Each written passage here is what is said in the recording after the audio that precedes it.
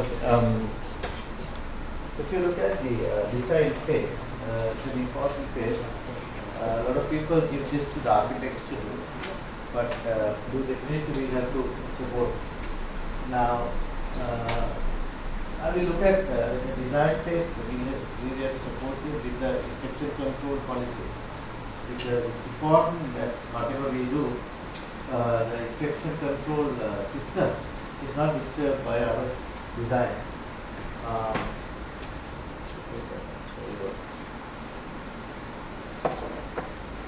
And also the health and safety of people who are working, right? Staff as well as the, I can remember Lanka Hospital long years ago. I was at Hemas, and then happened to Hemas employee, one of the managers in the pharma, and his daughter, his wife was diagnosed with breast cancer, and you can remember this case. And then funny enough, she got pregnant, right? And they could give her chemotherapy or anything. Yes. And then they were there, they did some procedures they were doing, and they had another, I think, 5 or 6-year-old kid. They also came with the hula happening. This kid was running around, and then he went to a fire exit, and then fire exits are, it opens from outside. It automatically gets locked. Nobody can come from there. So that time. So the kid went, got panicked, he jumped, and he died. Ultimately, he was left with a small baby, and the mother died. And this is health and safety of not only the patients, but the loved ones as well as the staff. These very simple things. When you get the fire exits, you don't put the lock. That's the universal thing. Fire exits are, you might keep one outside. But for fire exits, basically should can't have locked fire exits. Who's going to find the key? Who's going to come from there? It's fine. So let's look at a small video that I have here.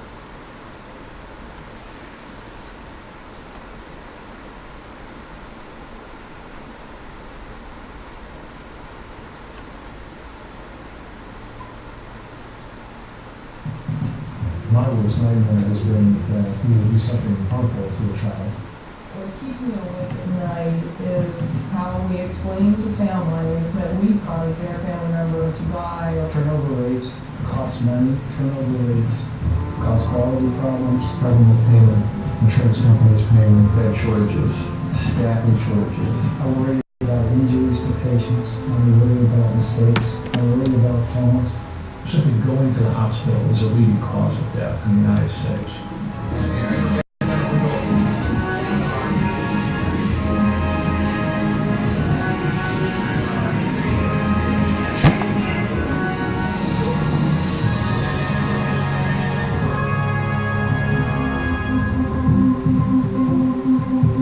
It's estimated that hospitals in the U.S. will spend nearly $250 billion in new construction over the next 10 years.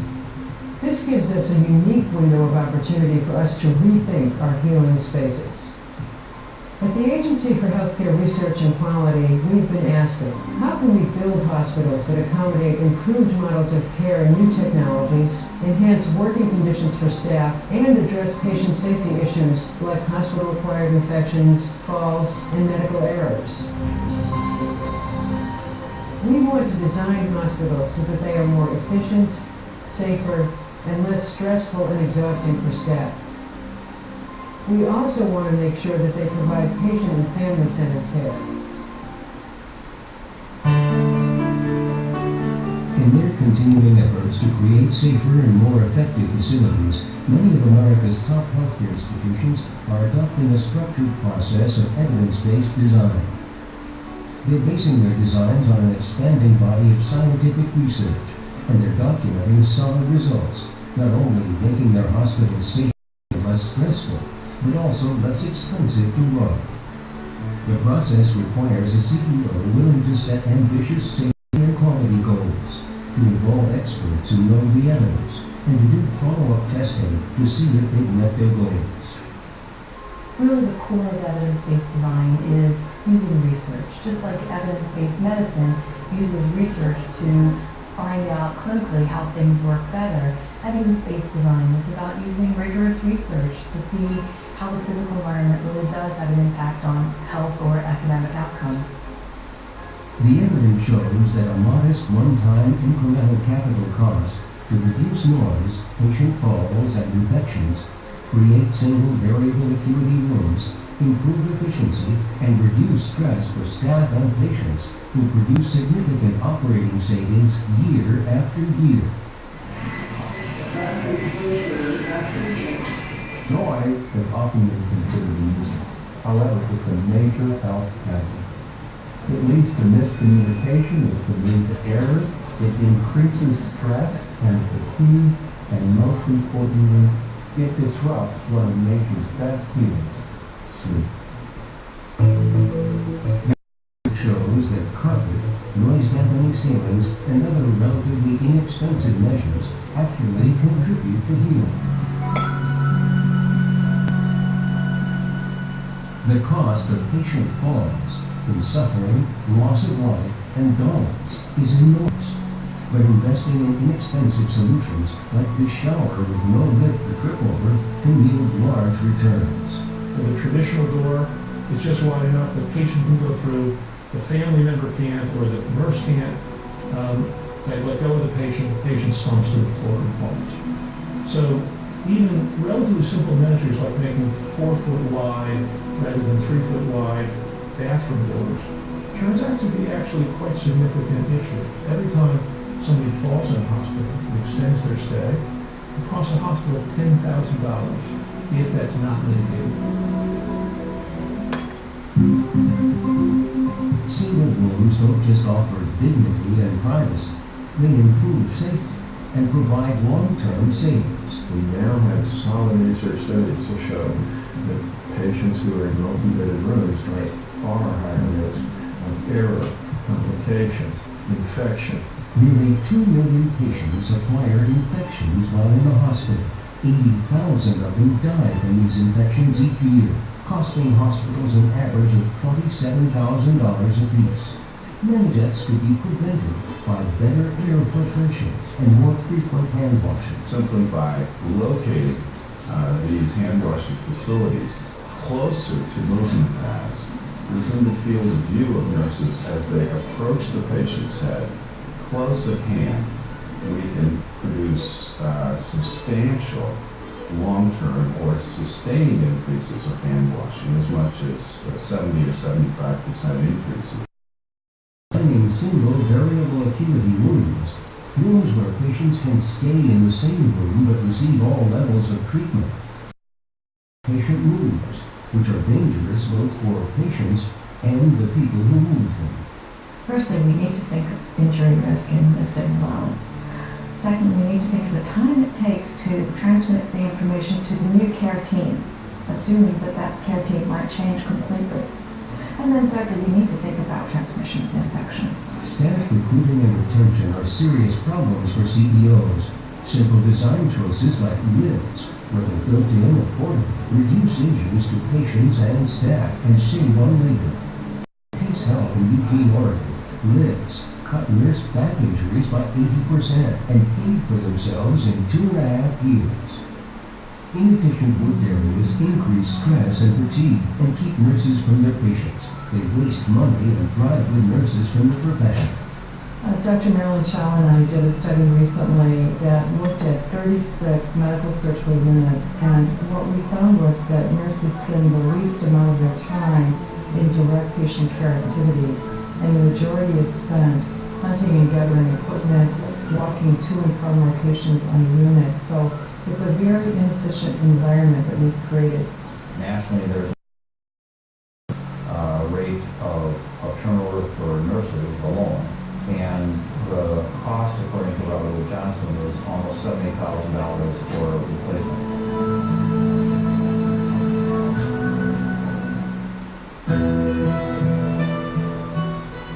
Is evidence-based design cost-effective? The Center for Health Design modeled a new hospital, which they called a Fable Hospital, with 300 beds and costing $240 million. It estimated at an additional investment of $12 million in designs for improved safety and quality would pay back the investment in the first year.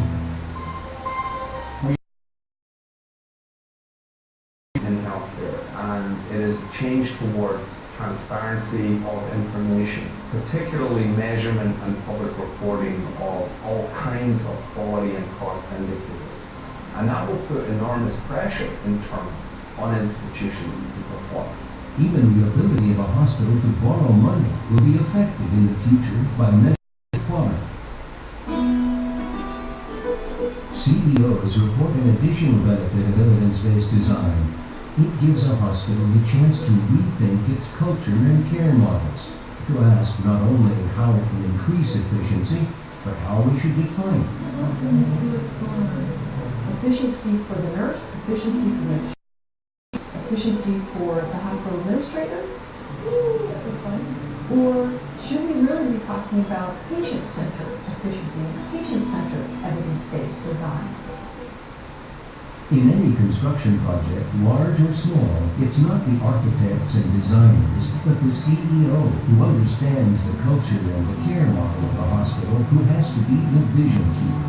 We wanted to create more public space, larger patient rooms, bigger windows, bathrooms in every room, and we wanted to do it at the cost of a traditional facility, and we've proven that it can be done.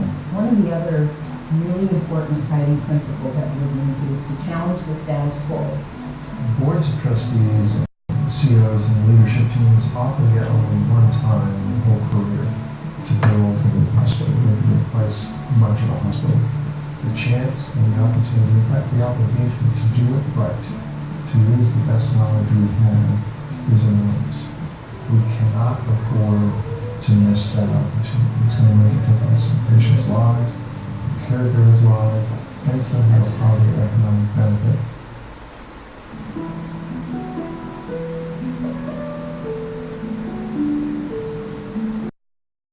Trying to think about a perfectly designed hospital, and it would be more reliable, fewer mistakes, fewer drop-offs, so everything would be precision, promises kept.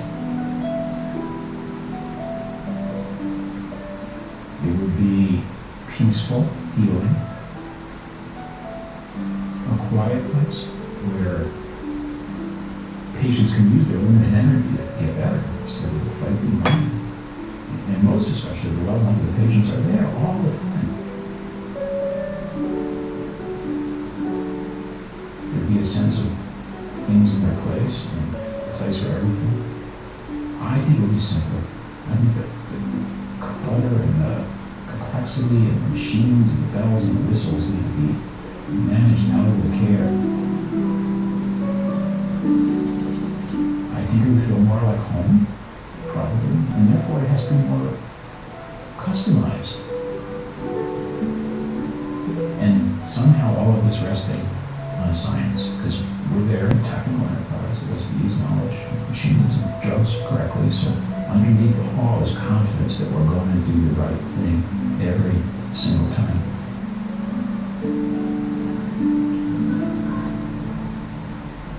Whether building a new hospital or making modifications to an existing facility, evidence-based design offers hospital leaders an opportunity to shape the quality and cost of healthcare in their community for years to come. The Agency for Healthcare Research and Quality recommends that all hospitals, architects, and designers learn more about the evidence-based design process, and that they include professionals on their team who are experienced in incorporating the best available research into their work. Leaders can start now by watching the case study video included on this DVD and by familiarizing themselves with the wealth of research in this growing field.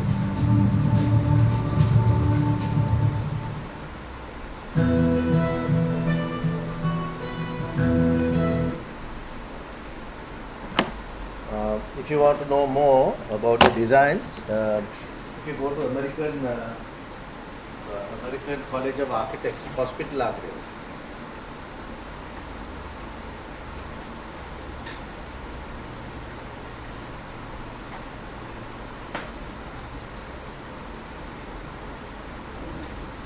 American College of Hospital Architects. You just go there. They have the. I used to give a CD those days, downloading everything. It has everything from starting from OBD to everything design concepts and what is happening now. Videos are there, beautiful. Just look at it. I'm giving you another handout. This handout that I'm going to give you for the whole program. A rule of thumb. What's the size of the plane? How much bed that you organize, waste, how much you produce. Those things you should know. What's the size of dome, all that. So I have document, just keep it and then use it whenever you know. Water supply, how much water supply per bed, all that is there. I'll give it to you after this. And also go to internet, there's enough documents and listen. So this is kind of a model that we were looking at. This is the master plan. So if you really look at when you do master plan, what they do is they just keep the OPDs and all that accessible to people, and then they have the critical care and the investigation at the central point, and they keep the inward patients and with a nice view fairly far away. That's what they do. But accessibility is there. Is what they do. Hospital designs are getting better and better now. More, as you rightly saw, more architecturally very sound. It's like more homely environment, and it creates more greenery and a smoothing environment that they do now. Also, they have to really look at how the sun. I told you how the sun moves in and out, how to get the ventilation in and out. Very important. How to get natural ventilation. Now. One of the best hospital designs in Sri Lanka, the Jawaharlal Hospital. Still it runs without any air conditioning and all that. So Japanese. So how many years ago, 40 years ago. So still it runs there. It's hot now. We have to be mindful now. It's going to be very hot. Have less concrete, have more brick and mortar, and then absorb this heat, and then have more greenery around. How to reduce the humidity and all that. You really have to really look at what's happening. So I'm in the process of abuse on what things. I'm in the process of doing so it's important to go and see this evidence based. You have to really what is the evidence available, what's the latest technology. So I'm doing a greenhouse now these days. Right? So typical greenhouse is like this one. Right? What we have seen. Or it will have something like this, something like that, right? Or like this. Now we have a problem. I was just going through here a small plantation for fun of it, and I found that two main problems that Sri Lanka has. One thing is very good advantage. We have sunlight for more than 8 hours. That's extremely good for life. But that's too much sunlight. One, it creates heat. But humidity is about 90%. We need to have humidity, it creates fungal, all those infections, bugs will come in and all that. So if you're doing outside, it's good because the natural ventilation will take it out. Once you segregate, you are going to kill all your plants. So I searched and I found this thing called a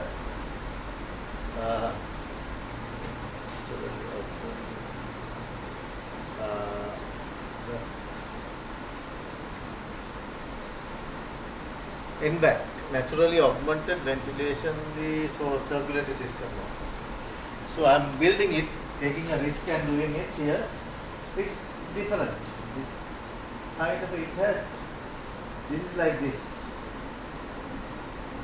Long 35 foot this thing, and another something like this. What it does is, typically if you go to RCD Central, you have seen the cone at the center is naturally ventilated. It's not air conditioned. What you do is if you create a temperature gradient, the fresh air would come and slowly go and go out. Right? Fresh air would come, and that's one way.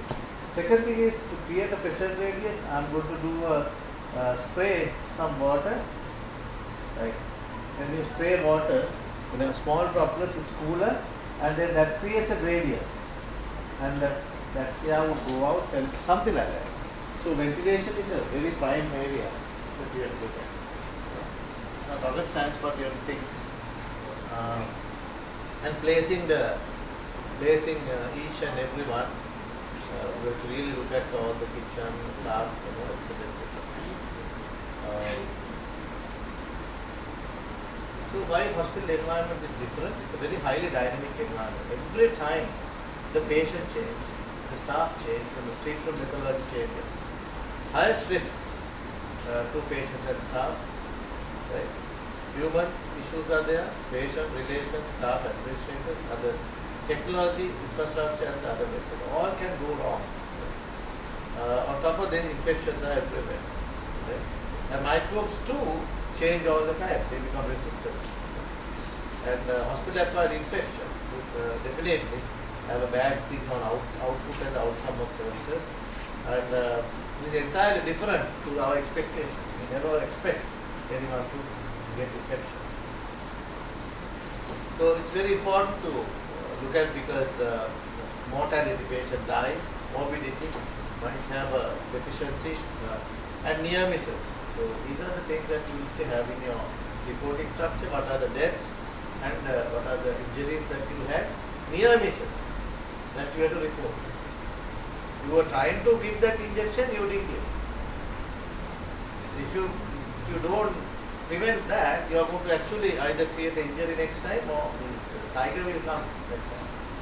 So near misses has to be reported. Very important. It's not a fault finding exercise. If you are managing a hospital, you try to be a fault finding, you are not going to go. People will say, no, just care, we can't do it. So you have to take a lot of risks in terms of taking patient care. Especially in the state sector, amount of risks that we do. If you are given most of the time they ask me to do a risk management lectures at the government sector. I avoid. Because if you give a lecture, all the nurses will stop work. If you analyze the risk that you take for a patient care, and the doctors would stop work definitely. Because they haven't got this mindset. Administrators should know, but they should know. But I know our culture is that no. So better, I have been avoiding most of the time. But I have an excellent risk management lecture series. Then the cost management, preventable long stays, antibiotic use, right? Loss of opportunity. This person can go and work, and then waste of resources when you have hospital-acquired infection. So very important. So it cost about 1.7 million. This was in 2002. Old data. Now maybe more. Right. So I'm not going to go through all this. Right. Now comment. Hospital planners and clinicians have made a hospital a dangerous place by closing the environment by their operational strategies. Now the time has come to move to golden days where hospital was more closer to the environment. Comment.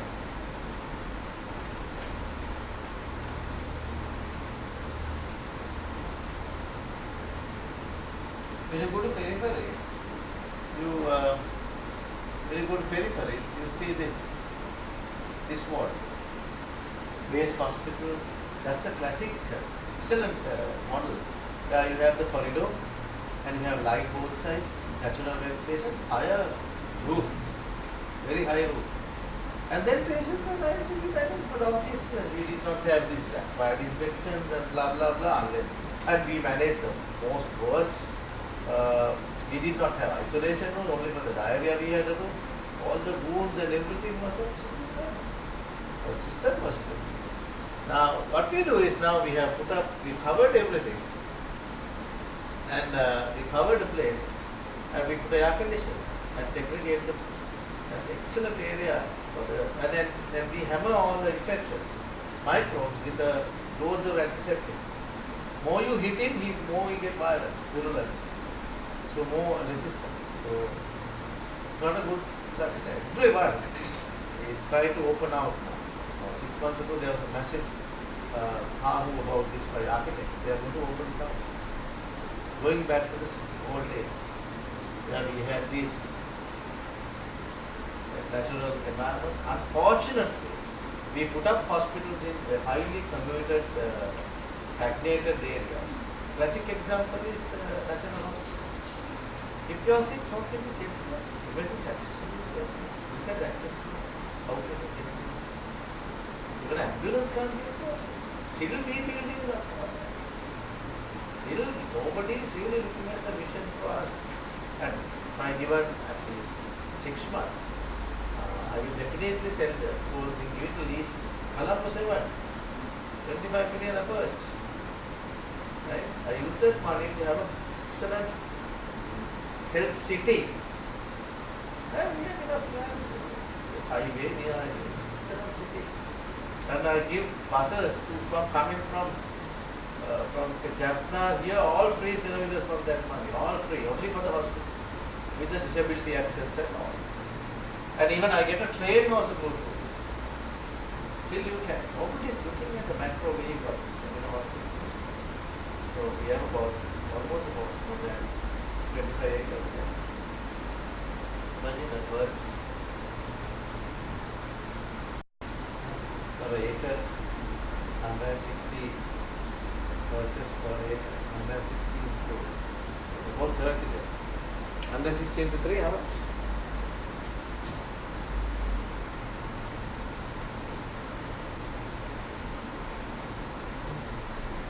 How much? 2,800, no? Am I right? Into, let's say, 20 million?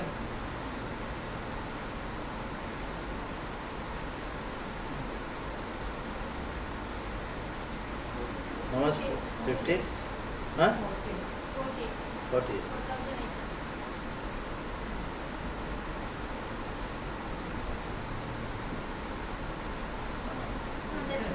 Huh? 2,800 that you are losing. Yeah? That is 40. 4 into 20 is how much? 96. Another zero.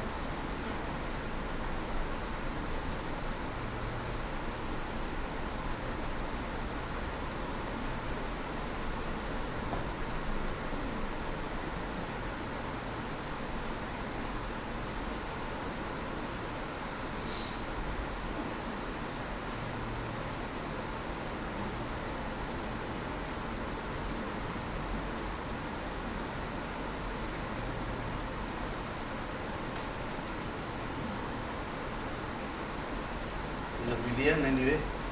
960 billion rupees. 960 billion rupees is not worth service. 960 billion, almost 1,000 billion. 1,000 billion. This is what the problem is. So we have to open it up. What they are doing is extremely not good. Not good. He spend, this is minus the antibiotic use, the environmental pollution that we create, all are coming to Colombo, stagnation, all that. So somebody has to, hopefully the board has to do it.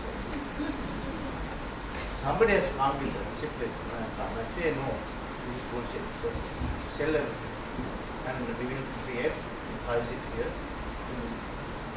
They actually create a nice this thing, I don't know why they spend. Just so many, they go through the history, and I think Ms. Nightingale had a real access to, she created the infrastructure related to the infections. So she actually did a lot of work, right? Open windows, natural ventilation, isolation rooms. Ideal hospital should be 2 stories, that's what they say. I'm serious. Ideal, we can manage, it should be horizontal in terms of managing supervision and all that. If you go up, you go to Asiri, taking it as an example. We did a small study on how much of time that you space. Generally 12 minutes you wait for the patient. As patients, staff, all that. If you calculate all that, it's a humongous time. So you go on. Stagnation and cross infections, etc. So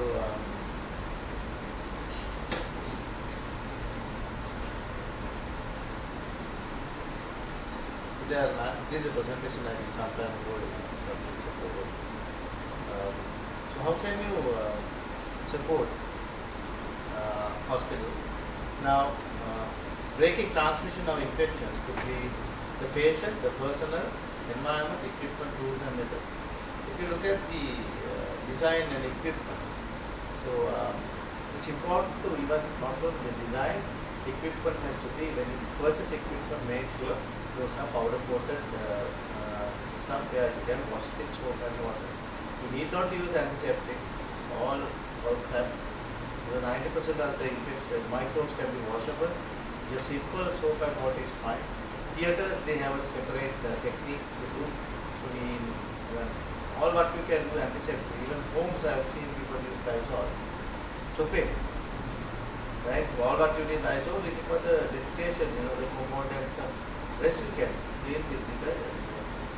The whole mindset of this box coming in has been created by the TV. And even medical doctors these days do it. Right? So that's excellent consumer marketing, isn't it? Right?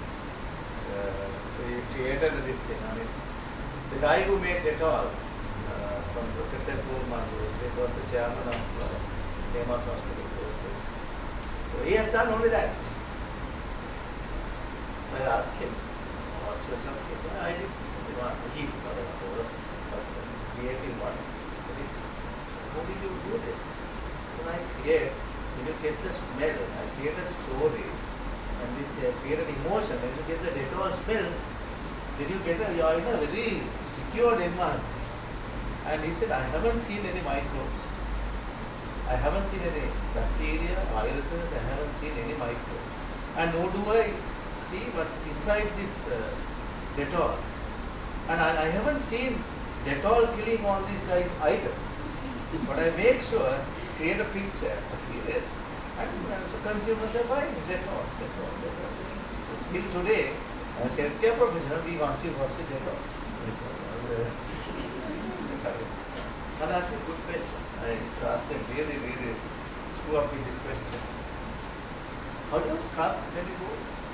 I asked him several of them, I have asked one. How do you scrub? You have seen the theatre. You scrub, no? How do you scrub? Have you have done? Yes. Yes. Yes. Yes.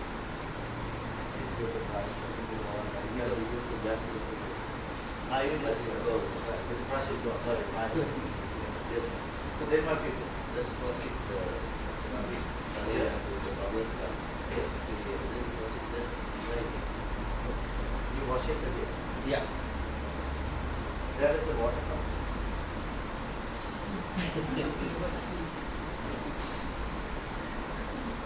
Okay, but these are the simple things we haven't thought about. And ideally, you have to separate sterile water coming in. And I have shown this to people. Hey, look, this is your theatres. There's a crows come and play and play here there. The water all coming in. You do all that and excellent equipment, all the sterility is still there. How stupid we are. But these are the things you miss. There may be more. What we do, we haven't really thought about. So when I do any hospital project, there is a separate tank. Coming through the water purification system. I insist on that for theatres, ICUs, and the critical care at least. We provided the other water that comes to the ward would be at least chlorinated properly.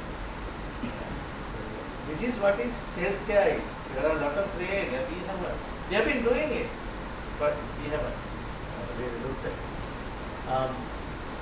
So ideally you should start with the infection control team. Get them on board very early. Very important for them to look at it. We don't see that. So they see. So do the patient care service, do a nice process analysis, you know what it is, you categorize how the input, output, how it goes through the whole process. Look at the guidelines, right? There are WHO excellent ones, I have already attached. There are few things in infection control. Decisions had to make how many bays you are going to have in the wards. So the bay methods are slowly but surely going out to window, but as a poor country we might poor people are slowly, but we have to design at least bays, not open wards. Segregation, so it's nice to have, but natural ventilation going through. So that's why the still Javadpur stands out as a good hospital, natural ventilation. So architect, engineers, all will have to work together, right? They should be taught, they don't know really. So when I spoke to them, hey, 90% of the things are can be done by detergent. They said, oh my God, seriously? I said, yes, these are literature, you know. Then we need not to put, and they put some tiles and stuff which can withstand this highly corrosive substance. So that's extra cost. Simple thing. So said, no, this is our infection control plan in a ward. If there are spilled only, you do certain things, no? If there is HIV, AIDS or whatever. So all they have to get, no? So in a design, you have to conceptual design, an idea that's called conceptual. It has master plan, master functional design, then unit planning, and the equipment planning. So the equipment has to be planned at the very conceptual level. Otherwise, I'll tell you a story. These are all my stories, what I have done. So then MRI was planned. So I live halfway down. I can get MRI because I squeeze everyone. I had about 45 million. I know it's coming now because they have. I can save now. My budget was 300 million. I only used on 250 million. The rest was I kept it. So I buy a lot of stuff. See this. Ultrasound, many ultrasounds, even each EOG was given an ultrasound kind of, right, like a bonus because I saved money. So the MRI, the only thing I asked them, why you want to put the MRI on the ground floor? So it's a heaviest machine. It is really heavy. Then I put it onto a side, MRI. We did the processes. Put it to a side. I said, in case, if you need to take it out, you should be able to take it in a different way. They thought they take it from the front end and take it in. I just had that gut feel. I simply, then what I did was, the whole side was the kitchen. I told them don't have a concrete, just have a false wall. Whenever we want to remove, we should be able to remove it. That's the only access to the system. One day I went somewhere and came back. They have tiled the whole lobby by marble. Right? MRI has come and arrived. I said, look, how about the MRI? Only we can. How? Now they are thinking of they are innovating how to take the MRI, put Kotang and this and that and all that. I took the guy out and gave him, I'm not going to tell you what I told him. I told you. Actually, it was on false this thing. Common sense. So we broke this thing, we took the MRI from the side. So these are the things you should ask questions. What I will put there, like a very mud fellow. So meta fellow, you ask them, what is it, why are you doing it? So you can ask those questions because you are not an architect or engineer. But that really counts. Because simply, otherwise we would have really bang. Sure, all the times would be really. So these are the equipment planning is very important. How the equipment's weight and the wear and run. And those are equipment designs are there. There are enough places where exact if you take the theatre, where to put and all that. There's enough designs. Then you go for detailed design, specifications of each one. What's the roof? What's the wall? What's the what type of thing that they are going to use? Roof or floor and the walls. So when you look at the conceptual design, you look at the master plan. Master plan is a type, depends on the type of a hospital, general or special. So you know the medical service plan, detail it out. building the structure and the size, how many floors, how many, all that you can now put. So you have a idea of from the space design what you have. It's about how you look at the vertical transfer or the vertical transport. They would say let's go up and really look at the vertical transport and like the natural light. Placement of clinical units where to put high risk, critical high risks, OT, ICU, NICU, LR, labor rooms. See, our people don't understand the humidity as an effect because nobody has done studies. Because ideally, theatres, all that in Sri Lanka, AC should run 24 hours. Minute you stop it because the humidity, all the fungus will grow. 80% humidity. Once you open it, boom, it comes. So this, from my I haven't done this research. For pyrexia of unknown origin, all are fungal attacks. So the theatre and everything you get it. You have to run the whole theatre 20%, 20%.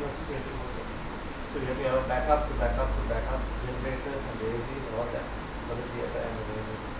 And you have to space in this thing. On top of the theatres or critical area, you can't have toilets.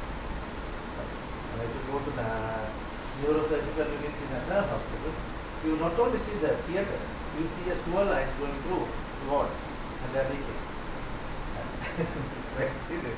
When I go this and I see it, for me it's real fun to see so many stupid people around us. And maybe it's not the directors haven't even looked at it. They don't have the whole idea of what's happening.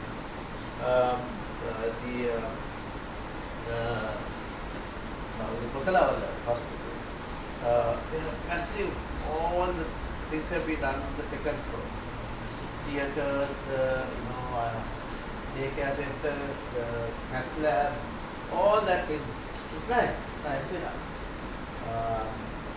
But the problem is then they have a massive rooftop on top of that. Rooftop garden. Then one day I was in a meeting and then it's huge. It's very big. I said, just see the size. Then he said, this is good. There's a smart guy. I said, check what's the largest. No, this is going to be the largest rooftop garden in Asia. I said, seriously? They are very happy. So then I came back, I just studied few. And the problem with this, however they say, and there could be massive trees here. Right? You can, however you see, because of our humidity and stuff, you can't have a 100% waterproof. Cannot be done in our part of the world because of the humidity. However they say, when there will be a moisture, then you ask for water. The Ragam Hospital, when we were medical students, it won the best architectural award. Right? When I became a deputy director, and all these beautiful architectural design, they have put sewer lines on top of that. They started leaking. We had many infections and a lot of issues. Then I looked at it, and we got a group of structural engineers which we immediately stopped. We stopped and we redid the whole hall and sewer lines. So the things will, people don't understand, this will decay after a while. This building will, after 25 years, there will be problems. You ask for problems, they don't. So we just go on, we'll pay. That's why you all have to, I'm spending more time on talking about these things just to think differently. Ask questions, very important. So basically, medium risk one wards, investigation unit, OPD, you can keep it outside, no problem. And low risk ones, the general patient areas, you can keep it no accessible to people. So you protect the critical areas, keep it on one place, that's good. Keep it in one place, you can control the entry and exit all that. And the others, you keep it in between, accessibility to investigations and all that. And the other one, at the most accessible place is the general one. That's how you keep that. Then placement of support services is very important. Now facility services, you keep it away, the generators, all that blah blah blah, sewer treatment plants, etc. Admin, keep it at the central location where they can. Main administrators. Key people should be in, but the support services you can keep it even in India. It doesn't matter. You can outsource this. Now, most of the people outsource their office work to Manila, Philippines. You need not to have these bookkeepers and all that in the hospital because hospital square foot is very expensive. You Need not to keep them, leave them far, far away.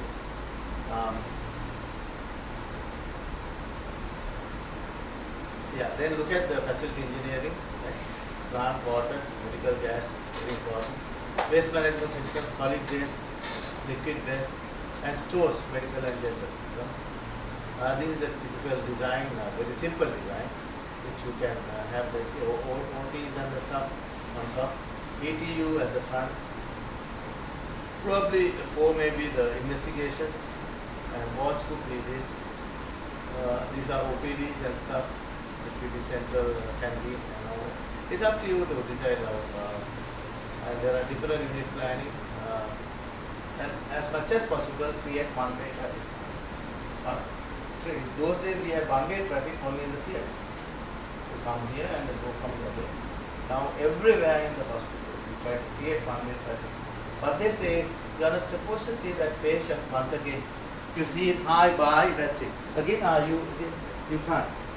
Let them, because you know current infections and current diseases are happening at a rate. You cross-infection is to be minimized, right? Yeah, spacing, you look at it. This is one of the AMOS ones.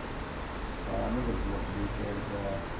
Then very important, you can have a very sexy design, but ask from the architect functional design. Functional design is that how you enter, how you go. All that is important. Then before they go do anything, at the conceptual level, put it to your people and ask them, are you okay with this? Otherwise, sometimes there are entry, there is no exit. Right? So they can make mistakes. You will be very critical. You will be the worst enemy now for me. Like when I get into a project, people hated me. They hate me so much when I don't attend the project meeting. They give pizza and all that, have a party. When I don't attend to meetings. I know it happened many times. But ask these stupid questions. Very stupid question which has really done. In fact, we won the best building award for HEMAS 2008. Out of all the buildings it was built, we started on the right time, right cost, and the quality was acceptable for that money that we spent. It's very important. And has general infection control policies. So this is kind of a funny design. I did it some time ago, which I would love people if they can. Now patients would stay here, this is OPD, and they come and stay here because to lessen the crowd in front. And they come here, and then once they finish, they can go on the back door and come and there's a pharmacy and then go home. The problem in Sri Lanka, doctors might run off from here. That's the other problem that we have when we have 2 doors. But why you want to stagnate people? I mean, it doesn't make any sense. Why you have to have corridors where patients are coming and the other one is coming back and all that. It's colorful, you know.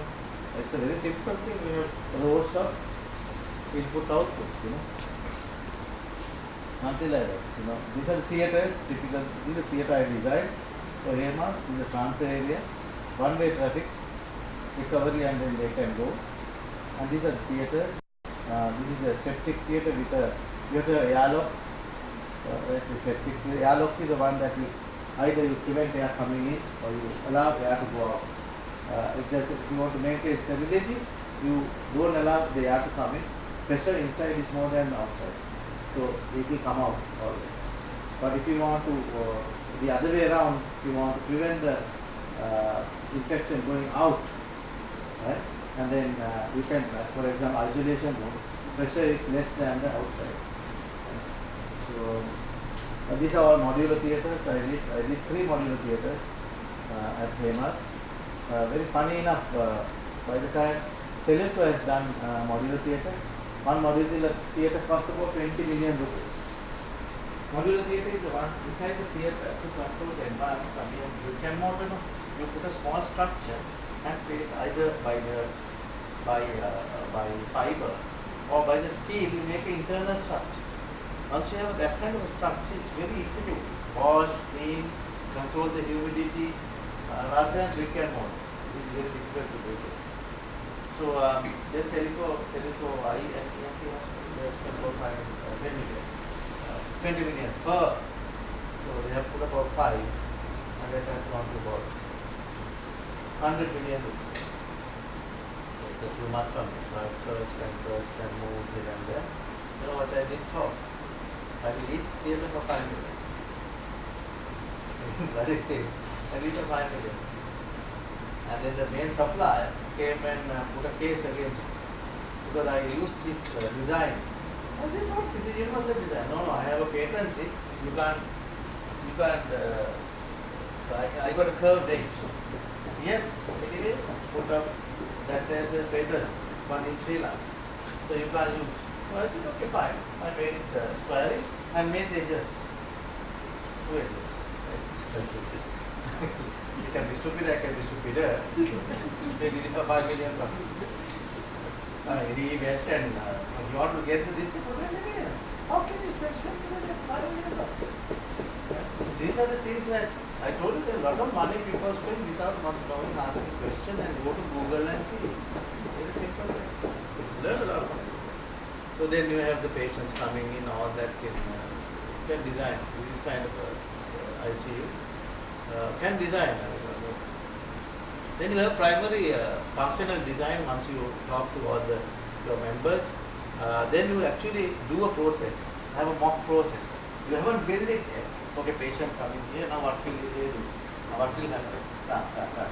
You will spend about 2-3 weeks doing this. First that is a brilliant thing to do. Ask from a nurse, what do you think? Ask from a doctor, what do you think? What's your experience? Have you had any problems at the people, what if a patient collapses at the entrance? What do they do? What are your plans? All that is important. Then the detailed design. Then they would write each area, demarcation of units. Then they talk about how you are going to put the ventilation, right? Water, floor, ceiling, walls and furniture. And floors are, ideal, these are pretty bad. Hospitals are bad to have gutterless, smooth surfaces everywhere. If you can do everywhere, walls, everything. Walls be generally the cheapest would be have a very clean normal wall and with a rubber paint. Right? They say there's antibacterial and all that. There's nothing like that. Right? They can't kill the wall paint can't kill bacteria. The only thing is very smooth surface when you wash, they go on. They can't hold on to this. So walls also like that. So we use two types. Walls ideally would be carpets. Right? Patient areas, non-patient areas, outdoor, ideal would be carpet because it reduces sounds and all that, and then you can clean. In our scenario, it's kind of different. People are not used to, but now everywhere you go, you get carpets. The system you clean. Then other carpets that we use, the critical areas we use, commonly we use vinyl. Vinyl, the problem is if you use vinyl, don't use the rubber casters, don't tires. Because vinyl is a petroleum product. When you get a rubber going through that, it reacts and you have lines.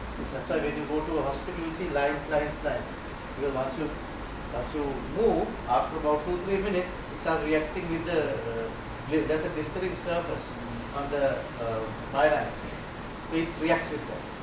And not many people would know. I will ask, people know I you go and see it reacts with this. Specifically, they use a polypropylene caster, the ash color one. You should replace with that, and no problem. The other thing is there's a material called linoleum. It's much better, more environmental friendly stuff. That won't react with this, whatever. So usually linoleum is expensive, but that's the thing. Make sure the surface, even Asari Center, if you go to Tesla, they have done a good job. You would see the areas. The surface has to be so smooth before you put a vinyl or linoleum. If you just put a marble, it should just run. Newton elementary heavily ran. So that has to be such, that smooth. Otherwise, after about a couple of years, the surface will come and remove. So this vinyl or linoleum carpets will do this. So remove maybe 10 years, in the critical areas. But in heavy traffic areas like OPDs and all that always use either marble or the granite. Granite is the ideal thing. Marble is very sexy, but I think maintenance marble is a problem. So granite is the best way. It's very hardy and maintenance is less. Look at furniture I spoke to you. Ceiling, idea would be, these are not good, always water, just fungal proliferation. Ideal would be aluminium. Aluminium ones are the ones, just plain cleaning. There are funky ones, very expensive. Hand washing, wherever you want, please do hand washing. There are new techniques used there. That's a mandatory thing. 90% of problems will be sorted out, infection problems, if you wash your hands. Then equipment plan. So at this time, you put the equipment and put the plug points, everything designed now. So I have this Excel sheet. Each unit, I will describe equipment, this air conditioning on. So once you fill that, it's very easy for what type of air conditioning you need, split type or central air conditioning. Air conditioning you have air conditioning you have two types, split type and the central air conditioning. Central air conditioning is better for a bigger facility, you can utilize it more, and then it has to run continuously. Then only you get the more benefit. Otherwise use the splits. But make sure split is not on a the majority of the ICUs, if you go, the split is right outside, there's a gutter going. Government hospital, you go and see, you split right up to make sure. Color coding of the areas according to the risk levels is very important, like high risk areas, likewise. So you can, if you are using vinyl, you can nicely mark these areas from vinyl. There are nice designs coming in, that's what they do. Because when you go, you don't look up, you always look at the patient and you go down. When you see red, okay, this green, so it's always, and it's nice to have a monotonous this thing when you have different colors, good for the eye also. When you work in a hospital, it's very easy to get impressed. You create nice wall painting and stuff. Now what we do is we use this thing called sunflower white, like off-white kind of a thing. We don't put much colors except some pastel colors on and off. All the equipment comes on white or off-white, right, powder coated. So where does the color come from? Like what is this? Where does the color come? Butterflies.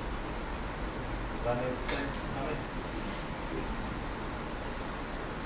uniform. They create, that's the color thing. They create a uniform. And you make sure you don't have process in the uniform or wherever you do, balls and all, very basic pastel, nice colors, soothing colors. So they try to avoid black and grey. I have seen a lot of people are using. If you go to internet, there research has been done for how to reduce stress and elevate your mood. There is enough research done in what colors to use.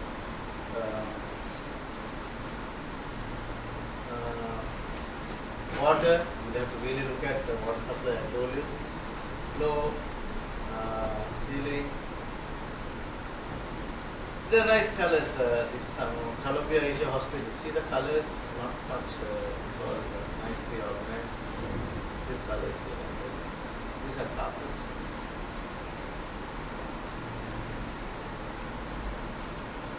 Yeah, typical room would have a bedded panel here.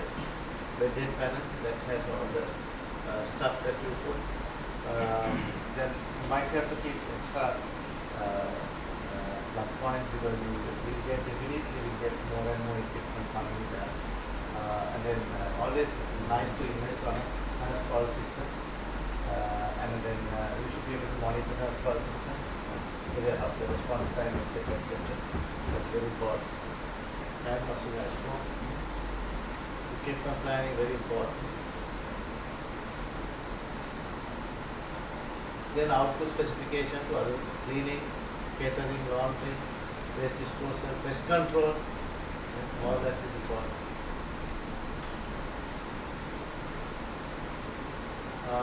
Just read a bit, we'll be doing a little bit on operation management, how to manage all these areas.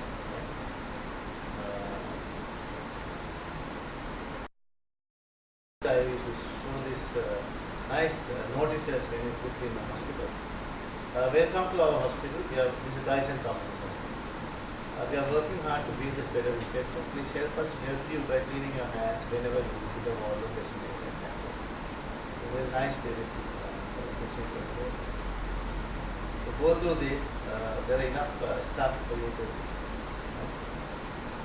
read.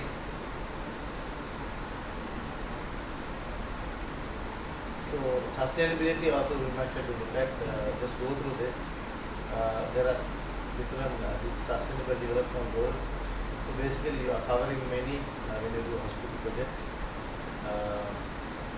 So this is the carbon dioxide emission for different countries. Though they look at China, but America is the main culprit and Russia. Right? Carbon footprint is the number of carbons that you right? India is there, and China is there. So what you do is you look at your operational plan where you use minimum amount of carbon whatever that you do to the environment. And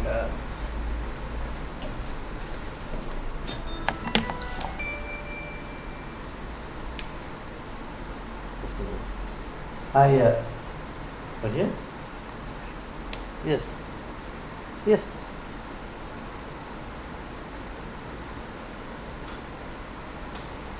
Right. I'll come there. No problem. Right. Okay. Right. So So you look at sustainability. For example, you can create good faucet, so they need not to come all the way. So they will not emit carbon dioxide to the environment, something like that. So think about it. Read about it. This is presented in the College of Administrators. How we are going to. There are 4 areas you look at: sustainable hospitals, regulatory compliance, how you align with professional law, ethics, environmental, and other risks. Then operational efficiencies, lean innovation, right? How will you reduce cost and this thing, and improving the image of the hospital, important as a environmental friendly hospital, and clients. So just go through this.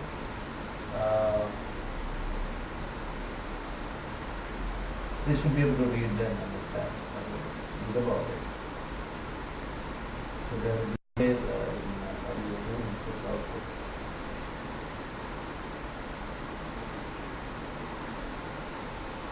So many things you can do as existing stuff. When you look at packing. Promotions and marketing, we still use a lot of brochures and stuff. And you can reduce that. MIS, using MIS.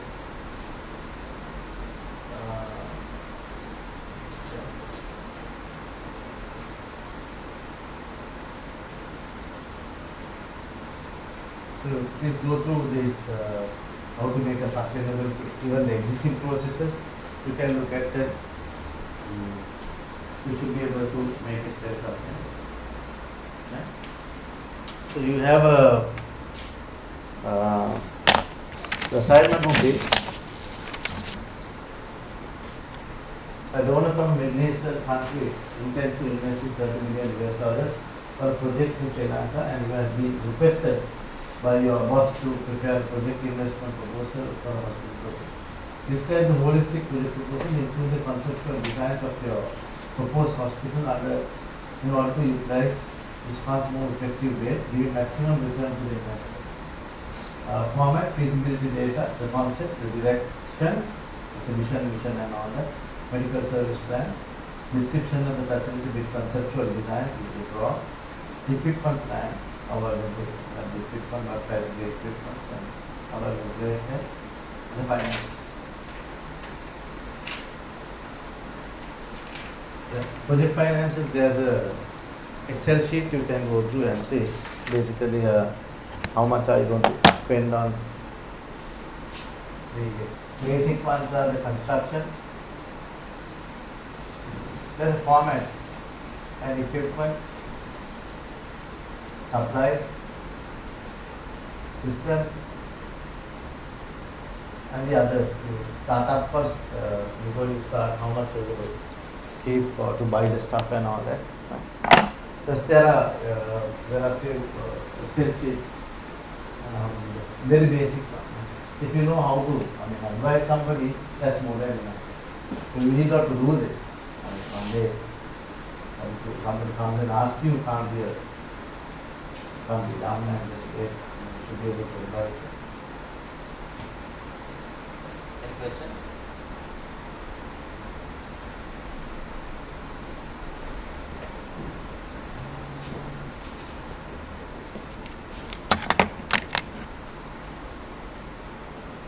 Any questions?